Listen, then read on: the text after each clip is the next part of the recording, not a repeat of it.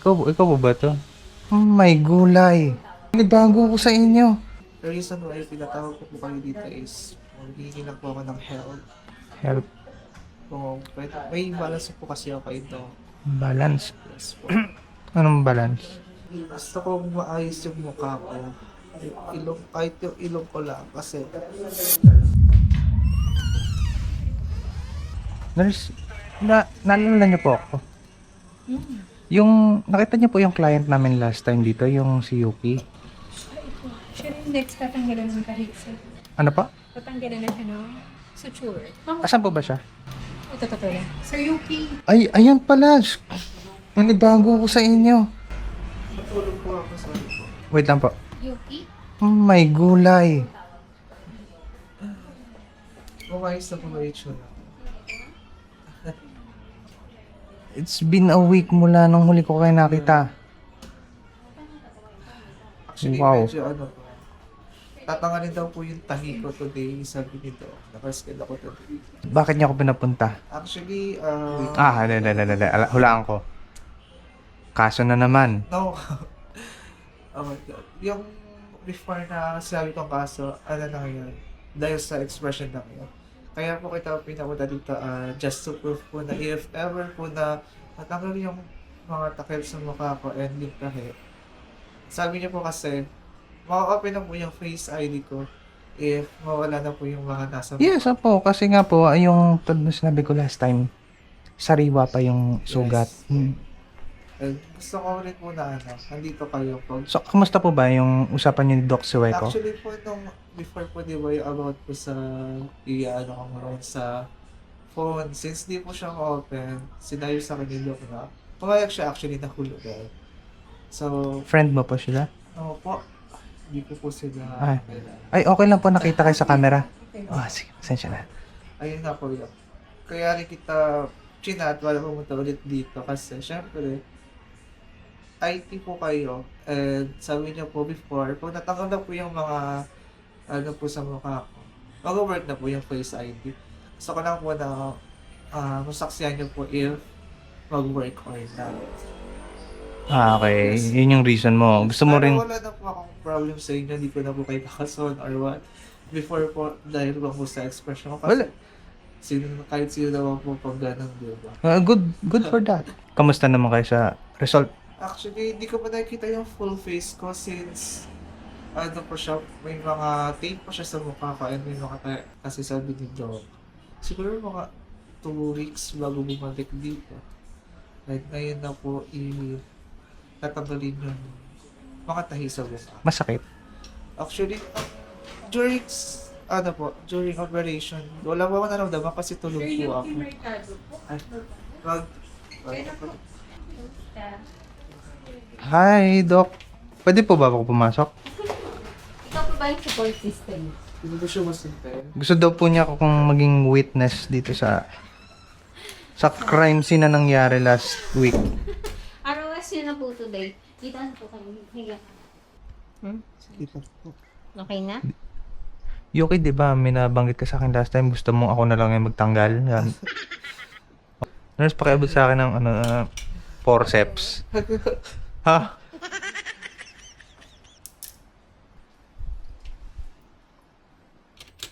Yung ano tayo dito. Pwede ba ako pumili ng gagamitin, Doc? Hindi, nakapili na ako. Kung may galit ka sa kanya, wag ngayon.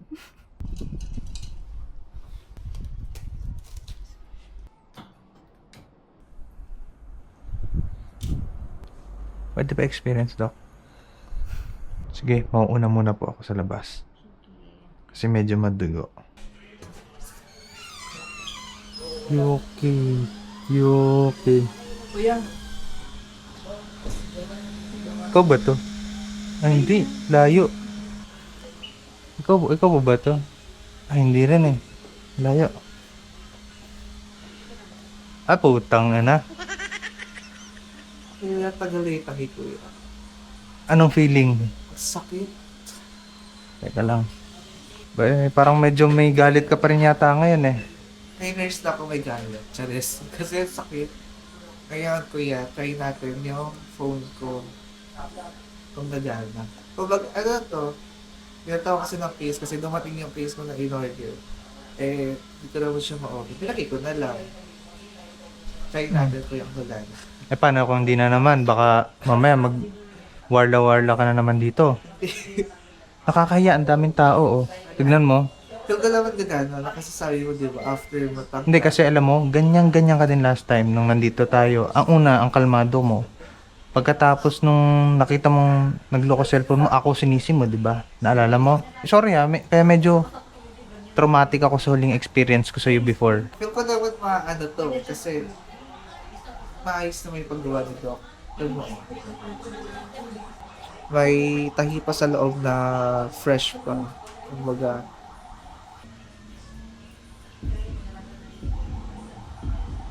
my God.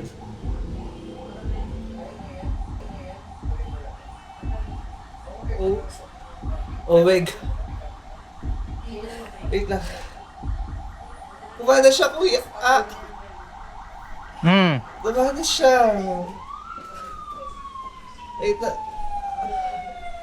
Hindi ko alam. Ay, may ambulansya na tumutunog. Gusto mo sabay na kita Hindi ko doon. alam magiging... Aray ko, sakit ba? Pero hindi ko alam magiging emotion ko. Nurse, magta nyo. Nakuha na. Gumana. Paano? Bakit kasi, di ba, sabi ko sa'yo, huwag ka magdedesisyon dahil sa emotions mo lang doon. Kasi ka... Oh my God, wait lang. Hindi ko alam magiging emotion ko. Kung magiging... Masaya ba ako or what? Actually, hindi ko na natuloy yung loan before. Kumbaga, sabi ni Doc, hulugan ko daw, di ba, yung payment for this. Hinulugan ko naman. Kumbaga, medyo masakit yung pagkakatanggal yung tahe. Yung reason kung bakit ako nagpa-try na boards. Alam ko paano ko sisimulan to. Sige, nakikinig ako. I'm listening. Sige. Dahil sa mga na-experience ko before. Tulad ng, gusto mo bang sabihin sa akin? Or would you like to share in public? Which is, alam mo naman, nagko-content ako. Medyo parang nahirapan ako kasi sabihin, parang nahihiya ako. One of the reasons kung bakit ako nagparay is kasi dahil sa mga na-experience ko pang bubuli before. Actually, kumbaga, laman ako, biktima ako ng mga pambubuli dahil sa itsura ko. Hindi ako pambubuli dahil sa o anong pangangatawa nila na sasabihan nila ako na taba daw ako. Taba daw yung ilong ko, ang laki daw ng mukha ko. Hindi ko na kasi, actually sabi ng nurse, huwag daw ako maging emotion kasi medyo ano pa daw yung, Okay. ano ko, Sige, sige. Speak less. Speak less. pinipigilan ko lang kung maiyak kasi nasabi ng nurse daw wala akong may stress. So, Alam mong naka-record ako. Gusto mong sabihin to in public. okay naman kasi na ano na naman yung mukha ko before eh. Kumbaga, ito rin yung time para mag-apology ako kasi sa mga nasabi ko sa ilo before. Gusto kong maayos yung mukha ko. Yung ilong, kahit yung ilong ko lang kasi dahil sa pagbubuli nila. Bawal daw po kasi yung iyak kasi baka daw maano na duwal soon. Pero, Do you need anything? Hingin natin kay nurse. issue. Tissue. You okay? Medyo kumikirat po siya. Ay, ganun talaga. Huwag mo na lang masyado ibuka yung bibig mo. Yung saktong ano lang ng mouth. Meron ko pang gustong sabihin. Kasi I think you need to rest. Actually, gusto ko rin po i-ano yung opportunity na to na ano, kumbaga, dahil ka po sa pagbubuli, may pagkakataon nga lang po na bigyan mo ako ng boses. Gagamitin ko po talaga po yung Advocacy ko po talaga para matulungan po yung mga kabataang biktima po ng bully po, especially po sa lugar na kasi ang dami pong kabataan talaga doon na ano eh, na biktima po ng bully, especially sa mga hindi po pinagpalaan ng magandang muka, maayos sa mga katawan. Do you think ito yung solusyon sa mga kabataan para sa mga bullying? Hindi ba dapat mas matutunan nila magsalita Actually, para ipagtanggol yung sarili nila? in my case po kasi parang nawawala po kami ng boses dahil nga po sa itsura po na meron kami. Marami pong mga maayos po na itsura sa nakabataan. Sabi na, ay, pangit yan, huwag kailangan yan, ganyan, di yan maganda, walang magkakagusto dyan. Pero, kumbaga, ako po, sinimulan ko po sa sarili ko na baguhin po yung itsura ko para magkaroon po ako ng lakas ng loob para humarap po sa ibang tao. At syempre, matulungan po yung mga kabataan na ano po, biktima ng bully. Pero hindi ko naman po sinasabi na kailangan magparito okay, para layon yung bully. Gusto ko lang po maging model po sa kanila na po maging matatag kahit na ganun itsura nila kasi hindi naman po na-define talaga sa itsura yung kung ano po ako makikitungan ng isang tao sa iyo. Kaso po sa case ko po kasi hindi ko po kinaya kasi simula grade 7 po ako.